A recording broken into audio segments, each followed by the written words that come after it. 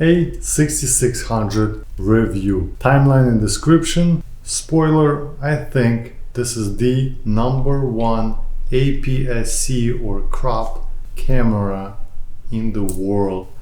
If you think otherwise, Fujifilm, Nikon, Canon, maybe they got something better going on. Let me know what it is. You're probably doing some research. Let's start with the pros. First positive, obviously the flip out screen. I think all cameras should have it, like cell phones have it. Why wouldn't a camera have a cell phone screen? And I like that it's going up rather than sideways, because right now I'm actually filming on A6400 and I'm always looking at the screen. Like I don't want to look at the lens. And because it is facing upwards, it seems like I'm still looking at the lens. This is a replacement for the A6500, so we do get the IBIS, of course.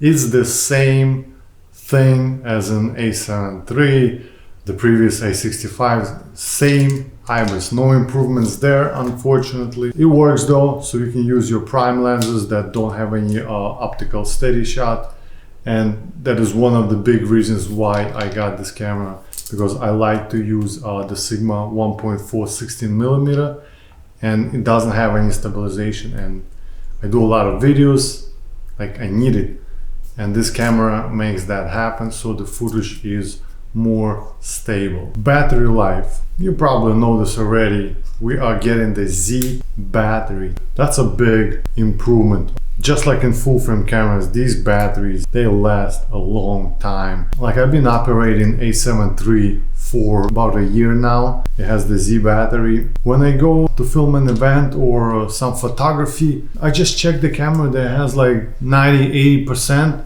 and I'm good to go. It's one less thing to worry about. And it was definitely a problem with the smaller batteries, and I think it's amazing that Sony made this. Plus, because of the bigger battery, the grip is now larger. I didn't really have a whole lot of problems with the smaller grip, but it's definitely better to hold it like this. Autofocus. I think that's a big one.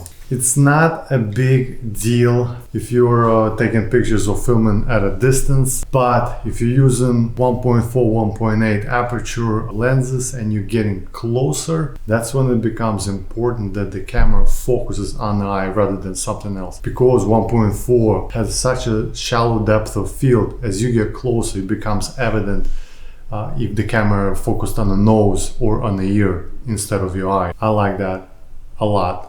That it is in video, not just photography, video. I think that's important. 4K, we do have it, nothing different here. So we get 24 and 30. If you're filming at 24, it takes a full readout of the sensor, captures a 6K image and like converts it, downsamples it on the fly and gives you a 4K file, meaning the 4K file is sharper. There's more detail to it, you can put it that way. Obviously, just like the A6500, microphone port. On top of that, we also get the headphone port, definitely a plus. Picture profiles, just like on A6400. A6100 does not have it. The selection wheel has two memory options. The A7 III that I constantly use, the A6300 that I used a lot, I would always program those two for 30 frames and 120 frames for slow motion. And depending on which frame rate I'm using in videos, if I'm using 24 frames, then I always have the option for the slow-mo 120.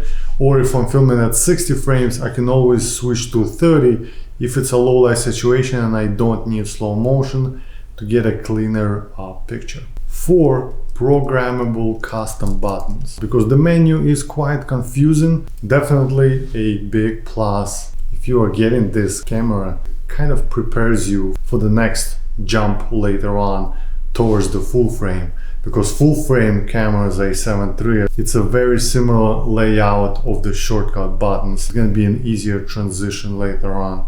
Unlimited video recording. Built-in time-lapse. I think all cameras should have it.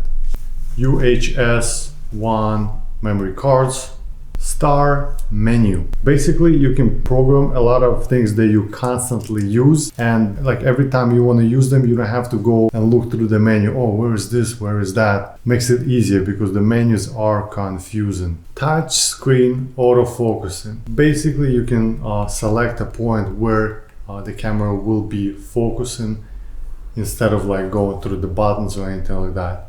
It may sound intuitive if you're used to doing it on the cell phone, but on cameras, not all cameras have that, and it is good to have. Speaker right here on the top, 3 little holes, just in case if you just want to quickly check if you recorded the sound on any videos. It's not the best quality at all, but at least you do get to hear that everything went through okay. We do get a bump in ISO. It's 32,000 native ISO. Previous generation had 25,000 ISO. And I see it as an improvement. Like, you wouldn't use that high of a number anyway, but it is there. Technically speaking, it's high. As a little bonus, I guess, because of these shortcuts, again, the battery, IBIS, and the profiles, all of this is very similar to the full frame body. And now that I've been using A7 III for almost a year, grabbing this and using it, it's a very easy transition back and forth. Because if I do something like this, I will use this camera. If I'm doing something more serious, I'll be using A7 III. Like, all the controls are the same. That's how I program it. The start menu has the same options. Very easy back and forth. Like, this is like the top of the APS-C crop cameras in the Sony lineup. After this, it's only full frame. Later on, after a year or two, when you feel ready for full frame, this will make you feel like you've already been using full frame, except that the sensor is a smaller one here. The lens mount, Sony calls it E-mount, is the same one in full frame and the crop bodies. If I have a full frame camera, I can literally take this lens off and put it on the full frame camera. Now, I wouldn't do it because that would kind of cripple the full frame camera. However, you can use full frame lenses on this body, and of course other Sony E-mount APS-C cameras. It's just that the focal length will increase. A 50mm full frame lens, it will become a 75mm, or if you have a 30mm, it will become a 45mm, and so on and so forth. Let's say if you were to get this camera and you're using it, you got a lens or 2 lenses, and as time goes on, you feel like, hey, I want to get like this lens or that lens. You can actually get a full frame lens that will work for you with this body, but then later on, when you do get the full frame camera, you will be able to use that lens to its full potential. Now, not all of you will understand it, but for those of you that do, this is important information if you are planning to go full frame in the long run. Definitely do some research about that. It's good to plan ahead, at least a little bit. This way, when the time comes, you will be at least a little bit ready, but you'll definitely be familiar with a lot of the controls. Autofocusing performance. You can also modify the speed at which it focuses, which is definitely very, very useful.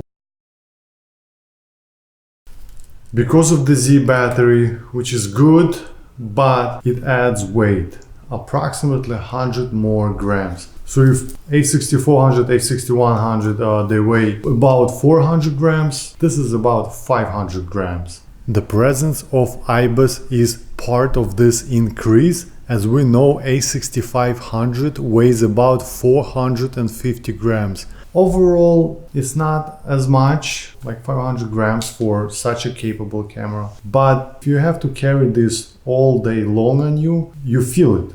It's a little bit heavier. Full frame camera A7 III weighs about 650 grams. No flash. So A6400 has a flash, like right over here, just like other bodies. You just press a button over here and the thing pops up. Not here, that's it, no more flash. It's a little thing, but no more. No 4K 60 frames. I guess it's gonna happen soon, but not yet. It is what it is. No 10-bit either. If you're into color editing, if you're picky with that, yeah, this camera definitely doesn't have it. I don't use it, but touch screen. It's only for like autofocusing, like to select the autofocusing point, but you can browse the menu. It would be much easier if you could. I mean, you can already touch it for the autofocus. Why not browse the menu? Maybe in a few years, we'll see. Well, the menu didn't change. It's still confusing as usual. Thankfully that star option is there, so you can put the things you want, but in general, if you have to find something there, there's a good chance you will be Googling it. And finally, the price. At its release, it was about $1,400. I think that's way too much. It's just, it comes too close to the full frame. Thankfully, recently, Sony made a $200 discount, and that's when I decided to get it. Hopefully they will keep this discount going forever, because I think that's reasonable pricing for what you're getting. What is my verdict on this camera? I think that this is the #1 APS-C mirrorless camera in the world. I just think it's too good. It's like we're used to cell phones, right? We got the selfie screen, we got this, we got that, and this camera kind of gives you most of those things. The battery, the IBIS, the selfie screen, microphone port, 4K. Just the list goes on. And that's why I think this is the best mirrorless APS-C camera in the world. If you think otherwise, definitely write it, because I did not do a lot of research on other cameras. I know there is some good competition out there. Fujifilm, Canon got something good. Nikon released one recently. Let's see what Panasonic does. But let me know if anyone is coming close to this camera. Thank you for watching. If I missed something, again, type it in. I'll see you in the next one.